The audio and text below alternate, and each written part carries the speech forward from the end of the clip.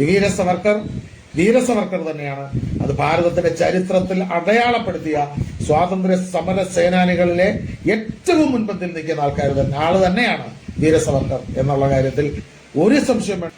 1883 May 20 മഹാരാഷ്ട്രയിലെ നാസിക് ജില്ലയിലെ പാഗൂർ ഗ്രാമത്തിലാണ് അദ്ദേഹം ജനിക്കുന്നത്. ചെറുപ്പകാലത്ത് തന്നെ മാതാപിതാക്കളെ നഷ്ടപ്പെട്ട അദ്ദേഹത്തെ വളർത്തിയത് അദ്ദേഹത്തിന്റെ ഒരു മൂത്ത ജ്യേഷ്ഠനുണ്ടായിരുന്നു. അദ്ദേഹത്തിന്റെ പേര് ഗണേഷ് ദാമോദർ സവർക്കർ എന്നതായിരുന്നു അദ്ദേഹത്തിന്റെ പേര്. പൂനെയിലെ ഫെർഗൂസൺ കോളേജിലായിരുന്നു അദ്ദേഹത്തിന്റെ വിദ്യാഭ്യാസം. അത് അദ്ദേഹം പൂർത്തിയാക്കിയതിനു ശേഷം അദ്ദേഹം ലോകമാന്യ തിലകനുമൊത്തുള്ള ബന്ധത്തിലൂടെ ഒരു വിപ്ലവ പ്രസ്ഥാനങ്ങളിലൊക്കെ ആകർഷണനായി പോകുന്ന ഒരു കാര്യങ്ങളാണ് ഉണ്ടായത്.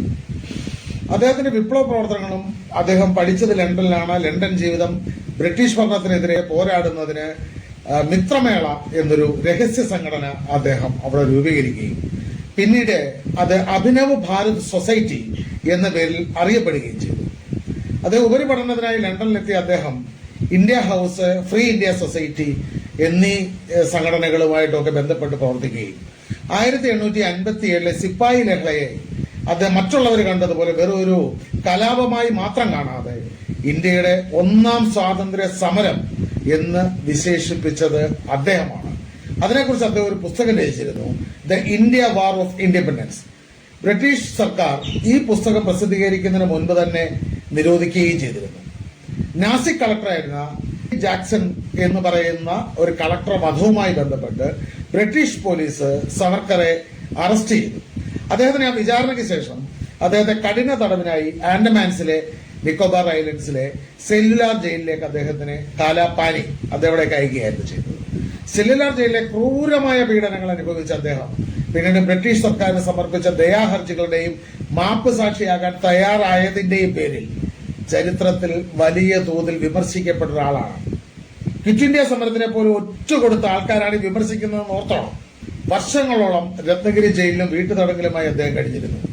രത്നഗിരിയിൽ തടവിലാക്കപ്പെട്ട കാലത്താണ് അദ്ദേഹം തന്റെ പ്രശസ്തമായ ഹിന്ദുത്വ, ആരാണ് ഒരു ഹിന്ദു, ഹുയിസ് എ ഹിന്ദു എന്ന കൃതി അദ്ദേഹം, ഹിന്ദുത്വ ഹുയിസ് എ ഹിന്ദു എന്ന കൃതി അദ്ദേഹം എഴുതുന്നു.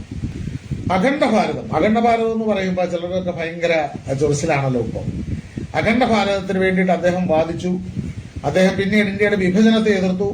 1947 ജനുവരി 30 മഹാത്മാഗാന്ധിജി വധിക്കപ്പെട്ടപ്പോൾ ആ ഗൂഢാലോചനയിൽ പങ്കുണ്ട് എന്നാരോപിച്ച്, എടുത്തു പറയണം എന്ന് ആരോപിച്ചു. ഇപ്പോഴും പലതരം ആരോപണങ്ങളിൽ പലരും ജയിലിലാകാറുണ്ടല്ലോ. സവർക്കറെ അറസ്റ്റ് ചെയ്യുകയും അദ്ദേഹത്തിനെ ജയിലിലടക്കുകയും ചെയ്തു. പക്ഷേ തെളിവുകളുടെ അഭാവത്തിൽ കോടതി അദ്ദേഹത്തെ വെറുതെ വിട്ടു. അതാണ് നമ്മൾ എടുത്തു പറയേണ്ടത്. അദ്ദേഹത്തിന്റെ അസുഖങ്ങളെ തുടർന്ന് മരുന്നുകളും ഭക്ഷണങ്ങളും ഒക്കെ വെടിഞ്ഞ് അദ്ദേഹത്തിന്റെ അവസാന കാലഘട്ടത്തിലെ കുറിഞ്ഞ് സ്വയം വ്രതമെടുത്ത് ആത്മാർപ്പണം നടത്തിയ അദ്ദേഹത്തിനെ 1966 ഫെബ്രുവരി 26 അദ്ദേഹം അന്തരിക്കുകയും ചെയ്തു. ഇന്ത്യൻ സ്വാതന്ത്ര്യ സമരത്തിൽ വിപ്ലവകരമായ പങ്ക് വഹിച്ച ഒരു പോരാളിയും അതേസമയം ഇന്ത്യൻ രാഷ്ട്രീയത്തിൽ ഇന്നും ശക്തമായ വാദപ്രതിവാദങ്ങൾക്ക് കാരണമാകുകയും ചെയ്യുന്നുണ്ടെങ്കിൽ ഒരു സ്വാതന്ത്ര്യ സമര സേനാനി എന്ന തലത്തിൽ അദ്ദേഹത്തിനെ അടയാളപ്പെടുത്തിയിട്ടുണ്ട് ഭാരത ചരിത്രത്തിൽ എന്നതിന് യാതൊരു സംശയവുമില്ല. അദ്ദേഹത്തിന്റെ അത്രയും തീവ്രമായ ജയിൽ പീഡന അനുഭവങ്ങൾ ഉണ്ടായിട്ടുള്ള ഒരു മനുഷ്യനും വീര സവർക്കറെ പോലെ ഉണ്ടായിട്ടില്ല. ജയ് ഭാരത്, വീര സവർക്കർക്ക് ജയ്. അത് ഒരു ഭാരതീയ എന്നുള്ള തലത്തിൽ ഞാൻ ഉറക്കെ പറയും. നിങ്ങൾക്കൊക്കെ അറിയാവുന്നൊരു കാര്യമുണ്ട്, വീര സവർക്കർ അദ്ദേഹത്തിനെ പോലെയുള്ള ഹിന്ദു സമാജവുമായിട്ട് ബന്ധപ്പെട്ട സ്വാതന്ത്ര്യ സമര സേനാനികളെ സ്ഥിരമായി അധിക്ഷേപിക്കുകയും സ്ഥിരമായി അവരെ നമുക്ക് പറയാൻ പറ്റാത്ത ഭാഷകളിൽ കൂടെ അഭിസംബോധന ചെയ്യുന്ന വലിയൊരു സമൂഹം നമുക്ക് രൂപപ്പെട്ടു വരുന്നു. നമുക്ക് ഒരു കാരണവശാലും അംഗീകരിക്കാൻ പറ്റുന്നില്ല. ഈ വീര സവർക്കർ തന്നെയാണ്. അത് ഭാരതത്തിന്റെ ചരിത്രത്തിൽ അടയാളപ്പെടുത്തിയ സ്വാതന്ത്ര്യ സമര സേനാനികളിലെ ഏറ്റവും മുൻപന്തിൽ നിൽക്കുന്ന ആള് തന്നെയാണ് വീര സവർക്കർ എന്നുള്ള കാര്യത്തിൽ ഒരു സംശയം വേണ്ട. അപ്പോൾ എല്ലാവർക്കും നമസ്കാരം.